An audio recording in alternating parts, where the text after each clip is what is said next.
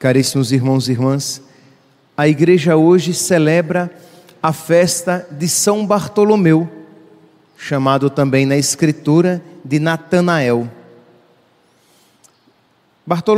São Bartolomeu, ele, se nós prestarmos atenção no texto que a liturgia hoje nos propõe, nós vemos que ele passa de um ceticismo quase grosseiro, de uma indiferença irônica, quase que grosseira, a um ato ardente de fé em Nosso Senhor.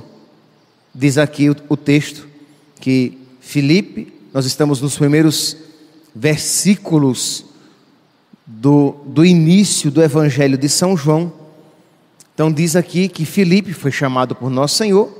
Filipe então vai ao encontro de Natanael, de Bartolomeu, e diz: encontramos o Messias, Jesus de Nazaré.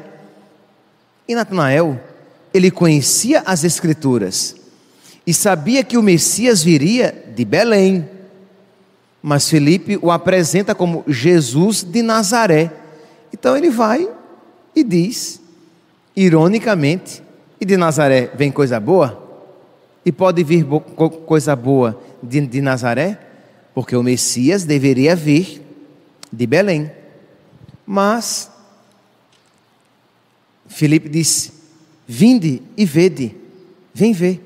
Foi desse texto aqui que a arquidiocese tirou o termo vinde e vede.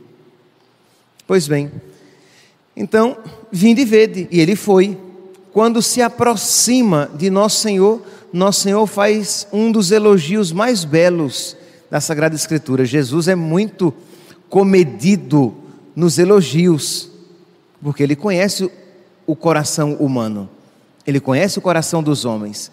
Mas para Natanael ele pôde dizer: eis aí, versículo 47, João capítulo 1, versículo 47, eis aí um israelita de verdade, um homem sem falsidade. Imagina o que é ouvir isso da boca da verdade, daquele que é a verdade, daquele que conhece os corações.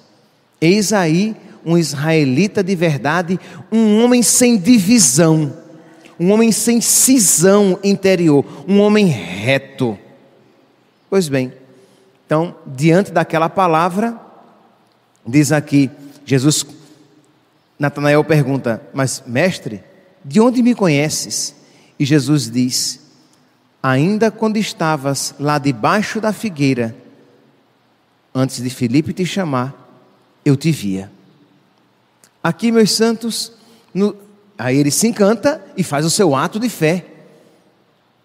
Rabi, tu és o Filho de Deus, tu és o Rei de Israel. Então nós vemos aqui essa transição do cético, indiferente, irônico, quase desrespeitoso, a um crente, aquele que professa a sua fé em Nosso Senhor. Então isso também enche, meus santos, o nosso coração, porque o que foi que fez acontecer esta mudança? É óbvio, não é, meus irmãos? Essa pergunta para um católico, para um cristão, é quase que redundante. O que foi que fez a mudança do coração daquele cético, irônico, quase desrespeitoso, a este crente, a este homem cheio de fé e de fé ardente? A graça de Deus. É a graça de Deus que transforma os nossos corações. Quando Jesus olhou para ele e fez aquele elogio, Jesus estava vendo o homem que ele seria, uma vez transformado pela graça. Como Nosso Senhor também olha para cada um de nós e vê o homem e a mulher que podemos ser, se nos deixarmos transformar pela sua graça. Pois bem, isso deve nos encher de confiança e de esperança. Deus pode mudar os nossos corações.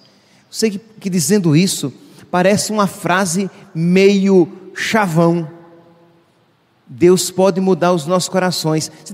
E você diz: sim, padre, eu sei, mas minha santa, meu santo, você sabe mesmo? Pois você deveria saber melhor. Deus pode mudar os nossos corações. Para os homens isto é impossível, mas para Deus tudo é possível. Então, de não ficarmos tão apegados e voltados para a nossa pequenez, mas voltarmos os nossos olhos para nosso Senhor e dizermos: Senhor, o Senhor pode mudar este meu coração. O Senhor pode transformar esta minha fé tão pequena numa fé grande, numa fé robusta. O Senhor pode tirar esta indiferença do meu coração a Ti, uma indiferença que faz com que eu não me entregue com maior generosidade, com que eu não me doe com mais radicalidade, com que eu não vos ame com mais profundidade. O Senhor pode mudar essa realidade tão fria e tão indiferente numa realidade ardente e cheia de amor. A Ti tudo é possível, Senhor. O Senhor pode mudar os corações, as mentes, as mentalidades. O Senhor pode mudar as vidas. Então já é o primeiro passo que enche o nosso coração de alegria e de esperança. O segundo passo que este texto nos leva é ver que Jesus conhecia Natanael antes que Natanael o conhecesse. Jesus já se ocupava com Natanael antes que Natanael com Deus se ocupasse. Jesus velava a vida, guardava, vigiava a vida daquele homem quando ele ainda sequer conhecia nosso Senhor. E meus irmãos, isto que nós dizemos a respeito de Bartolomeu, de Natanael, isso se aplica também a nós. Deus guarda a nossa vida. Deus vela a nossa vida. Deus vigia a nossa vida. Deus nos vê. Deus não nos vê somente quando nós nos voltamos a Ele. Deus não nos vê apenas quando estamos em estado de graça. Deus nos vê sempre. Está com os seus olhos voltados para nós sempre. E isso deve ser motivo de alegria e de confiança em nosso Senhor. Ele está velando, Ele está cuidando da minha vida. Nós não sabemos o que é que Natanael, que Bartolomeu estava fazendo lá debaixo da figueira. Se ele estava rezando, se ele estava se lamentando da vida, o que é que ele estava fazendo? Não sabemos. Mas sabemos que independentemente do que ele estava fazendo debaixo da figueira, Jesus diz: eu te vi quando estavas ainda debaixo da figueira. Esta certeza, Deus está olhando para mim. Deus me vê a cada instante. Nada na minha vida lhe passa despercebido. Nem as minhas tristezas, nem as minhas alegrias, nem as minhas vitórias, nem as minhas derrotas, nem as minhas lágrimas, nem as minhas tribulações. Deus me tem diante dos olhos. Quando eu preparava esta homilia, me veio à mente uma outra passagem do mesmo Evangelho de São João, em que esta realidade, ela se faz presente. Diz que Lázaro, amigo de Jesus, estava doente, e as pessoas vieram a Jesus para dizer: olha, o teu amigo está doente. E Jesus sabia tudo o que iria acontecer, e Jesus se deteve ainda onde estava, mesmo sabendo tudo aquilo que estava para acontecer. Quer dizer, não é que as coisas aconteceram sem que Jesus o soubesse. Ele sabia, e mesmo assim ele se deteve onde ele estava. Quando Lázaro morre, Jesus então vai ao encontro de Lázaro. Quando Jesus se aproxima de Betânia, a irmã, uma das irmãs, Marta, Maria ficou chorando em casa. Marta foi ao encontro de Jesus e disse: Senhor, se estivesses aqui, meu irmão não teria morrido. O que é que Marta quer dizer com isso? Isto é, se o Senhor estivesse aqui, se o Senhor estivesse vendo, se o Senhor estivesse presente, essa realidade tão triste não teria acontecido. Mas, meus irmãos, Jesus estava vendo, Jesus estava ali, Jesus estava presente, não estava fisicamente presente, porque ele estava em outra cidade, mas ele sabia de tudo aquilo que estava acontecendo, e tudo estava sob o seu controle, porque ele tem o mundo em suas mãos. Não é assim até que a gente canta, né? Ele tem o mundo em suas mãos. Se a gente olha ali a imagem de Cristo Rei, a gente vê, ele tem o mundo em suas mãos. Aquela bolinha ali é o mundo.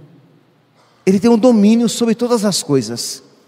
Nada lhe passa despercebido. Nenhuma folha cai da árvore sem que tenha a sua permissão. Nada acontece que debaixo dos seus olhos não esteja. Isso deve encher o nosso coração de confiança e de felicidade, por nós sabermos o que? Deus cuida de mim. Deus está velando por mim. Deus está guardando a minha vida. Mesmo que eu venha a ter que passar por grandes dificuldades, como é o caso de São Bartolomeu, que morreu esfolado vivo, provavelmente morreu na Pérsia. Lá eles tinham esse costume de esfolar a pessoa ainda viva para lhe causar grande sofrimento.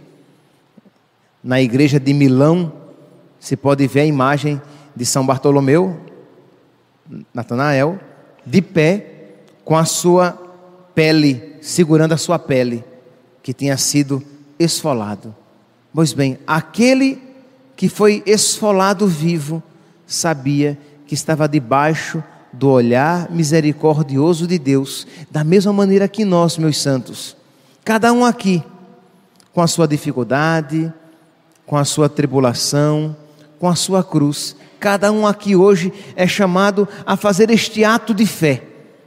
São Bartolomeu fez o seu ato de fé, depois da sua indiferença, ele parte, ele vai, graças à graça de Deus, ele vai ao ato de fé e diz: Rabi, eu creio, tu és o Filho de Deus, tu és o Rei de Israel. Cada um aqui, em meio às suas dificuldades, deve então dobrar os seus joelhos, dobrar o seu coração e dizer: Senhor, eu creio, tu és o meu Deus, tu és o meu Senhor, tu vês todas as coisas e tu diriges todos os acontecimentos. Tu tens o mundo em tuas mãos. Tu tens a minha vida em tuas mãos. E eu creio, Senhor, que tudo concorrerá para o meu bem e a minha salvação. Ajuda-me, Senhor, a te amar. Ajuda-me, Senhor, a sempre ter fé em ti. Não permita, Senhor, que eu caia no desespero e nem que eu tenha a tentação de pensar: se o Senhor estivesse comigo, essa desgraça não teria acontecido. Não, Senhor, o Senhor sempre está comigo e o Senhor sempre me procura, até quando contigo eu não quero estar. Esta verdade de fé, esta verdade que enche o nosso coração de esperança e que deve ser instrumento da nossa oração no dia de hoje. Que hoje ninguém saia dessa igreja, sejam aqueles que vão receber Jesus na Eucaristia, sejam aqueles que vão comungar, sejam aqueles que não vão comungar, que ninguém saia daqui sem fazer este ato de fé, mas fazer este ato de fé, de preferência, pensando nas coisas difíceis da sua vida. Eu gostaria também que antes de você fazer o ato de fé, que você trouxesse ao seu presente situações difíceis pelas quais você esteja passando, situações difíceis que você acha que o espera, ou situações difíceis pelas quais você passou. Se foi que você passou, que você volte lá atrás, naquela situação dolorosa e difícil, e você diga com toda a fé que a graça lhe conceder proclamar: eu creio, Senhor, tu estavas comigo naquela situação. Se é uma situação futura, que você com toda a fé diga: Senhor, eu creio, Tu estarás comigo quando aquela situação chegar. Tu estarás do meu lado, Tu estarás olhando para mim e velando por mim. E se a situação é essa na qual você se encontra, que com toda a fé, com toda a confiança você diga: Senhor, eu creio, Tu estás comigo, Tu não me abandonas, mesmo que eu passe pelo vale escuro da morte, eu não temerei. Por quê? Porque Tu estás comigo. Meus irmãos, peçamos a Deus, por intercessão de São Bartolomeu, da Virgem Santíssima, esta graça, esta fé grande, para que nós também, um dia, na casa do Pai, possamos nos alegrar com a presença de todos os santos que em Deus creram e em Deus esperaram. Louvado seja nosso Senhor Jesus Cristo.